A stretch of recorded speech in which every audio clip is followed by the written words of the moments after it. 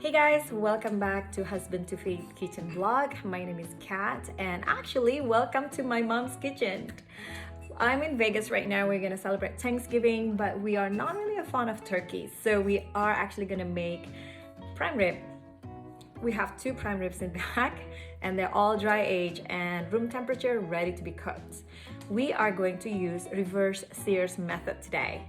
And I'm going to do my best to show you the measurements of the ingredients that I'm going to use because typically I'm just eyeballing it. Before we get started, please don't forget to like, subscribe, and share and help me grow my channel. All right, let's get started.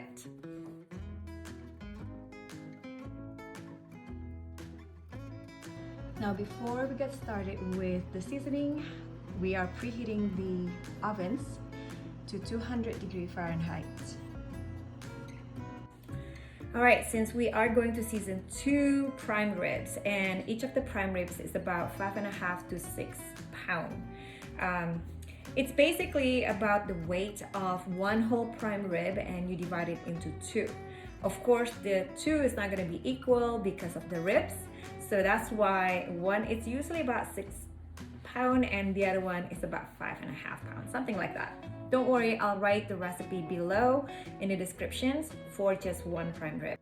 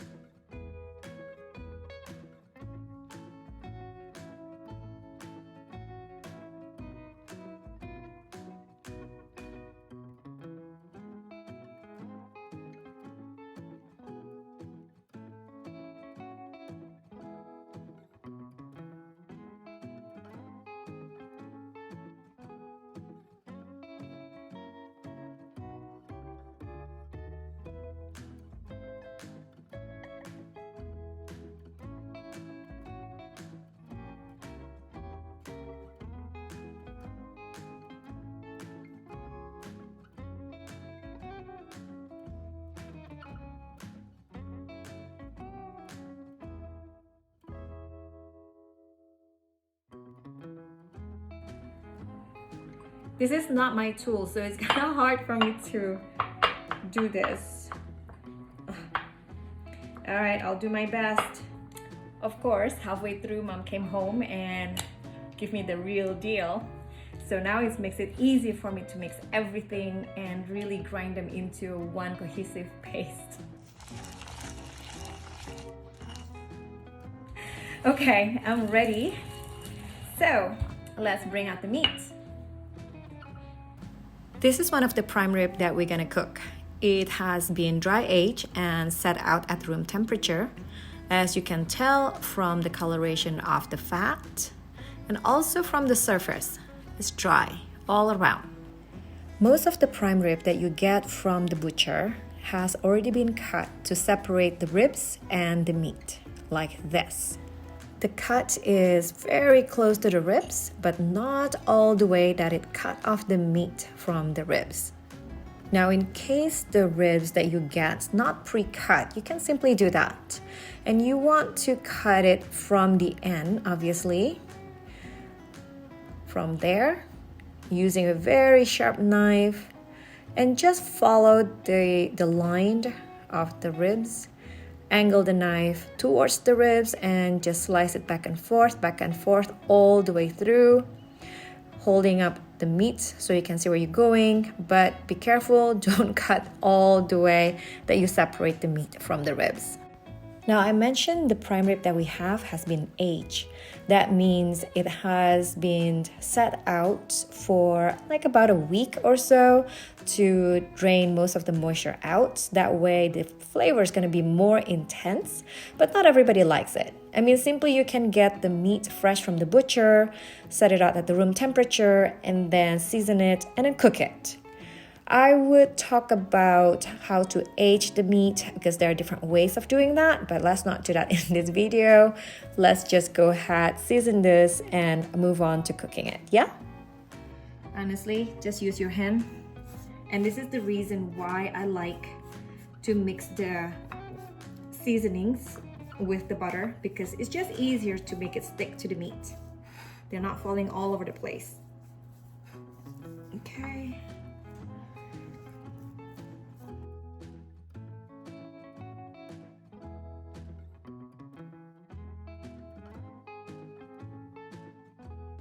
All right, time to tie up the meat again. So upon cooking, the meat stays in place and not curling up. Now, if you still keep that elastic thingy that comes with the meat when you purchase it, then you can use it again. It's like a elastic twine. Not sure what it's made of, but it actually stands up to heat in the cooking process. So just carefully wind it around to hold the meat in place. Now, if you don't have that, you can use kitchen twine. All right, so this is kitchen twine. You're gonna hold one up and hang on. I'm just gonna do two because we already have one right there. Go around, over, up. Now right here, it's like you're making a present. You can simply just tie it up, tight, double it, that's fine because you're gonna cut it anyway. Once you do that, hold it right here, circle it around. One more time. And right here, you're actually going to take this out. See, like that. Tighten it up. And I need to cut this and complete the knot. Okay, so I'm gonna cut right here and secure this.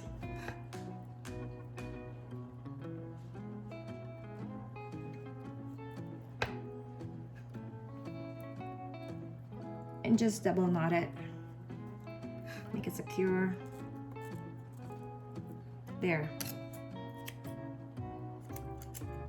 Done. Like that. Okay, so I'm gonna do the other one and put everything into the oven.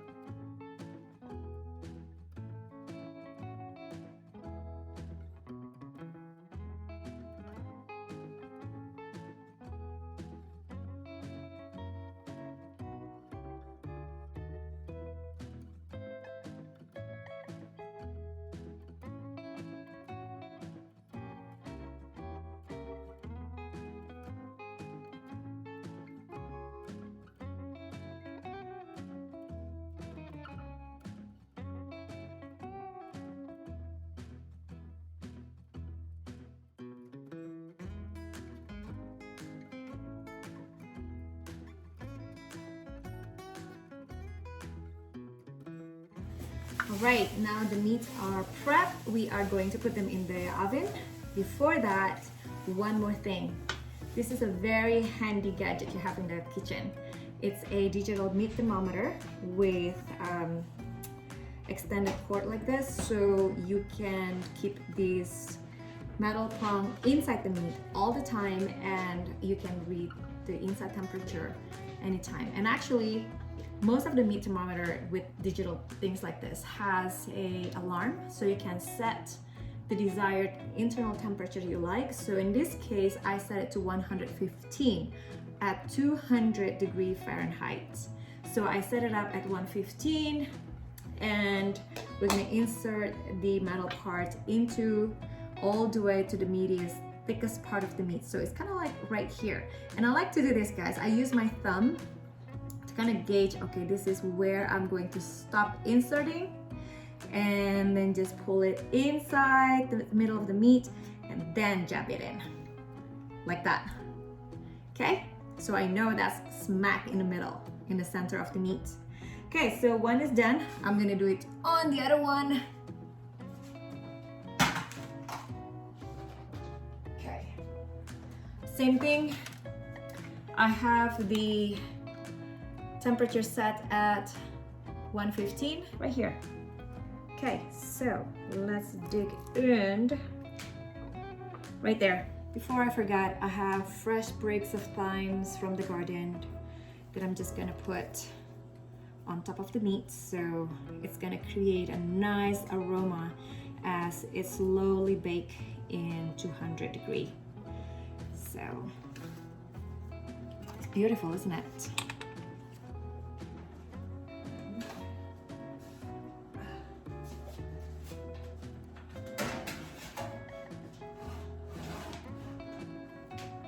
Alright, so the meat is inside, and I adjusted the shelf so the meat is right in the middle of the oven. The thermometer is stick into it, and this is, like I said, with the gadget you have the cord coming out and the digital readout is right here with the set temperature. It will beep at me. Let me see, it should be, is it on or is it off? Well, it should beep at me when the temperature hit 115. So the above temperature 68 is the current temperature inside the meat. The bottom temperature is the one that we want to achieve.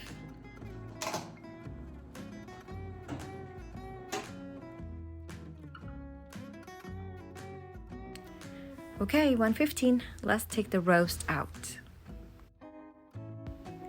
The slow cooking method and the low heat allows the seasoning to really get into the meat and at the same time tenderizing it. As you can see, the outer layer of the roast is nice and cooked, but it's not burnt despite it's been in the oven for over 2 hours. And now we're gonna cover the meat with aluminum foil and then turn up the heat in the oven to 500 degrees Fahrenheit. Now it's time to put the roast back into the oven. Oh, don't forget to take out the fresh thyme. You don't need them anymore. In fact, they will get burned. Okay, we're gonna let the roast cook for about maybe 20 minutes, basically until the temperature reads 130 degrees Fahrenheit. After that, we take the roast out and cover them back again in aluminum foil. Only for about 5 minutes, just to let the juice settle in. The temperature I'm looking for is actually 135 degrees. I said stop at 130 because even after you take it out of the oven, the meat still cooks inside. So after about 5 minutes, I achieved what I wanted, medium rare at 135 degrees Fahrenheit. That looks perfect.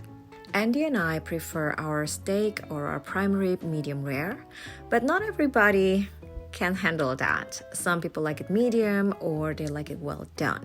But still, it's always better to undercook. You can always continue cooking a slice of prime rib on a very hot pan on the stovetop.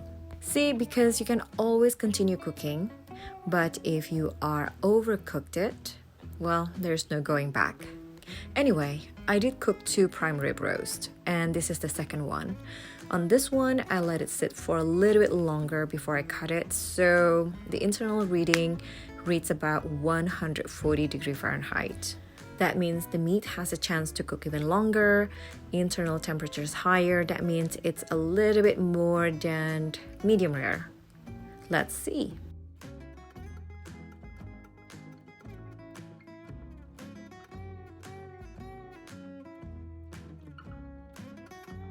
Yep, it's medium.